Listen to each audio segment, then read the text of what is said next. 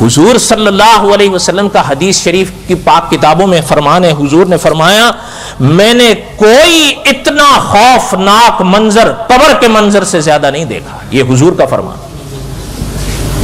یہ اچھا اکابر جو گاؤں دیہات کے رہنے والے علماء گزرے ہیں نا، ان کی کتابیں آج بھی آپ پڑھو تو ان کے فرامین میں ملتا ہے کہ یہ جو جانور بیٹھے ہوتے ہیں کبھی کبھی جگالی کر رہے ہوتے ہیں. جگالی کس کو کہتے ہیں؟ بیٹھے بیٹھے جگالی کر رہے ہیں تو ان کی کبھی کبھی آنکھیں نم ہوتی ہیں.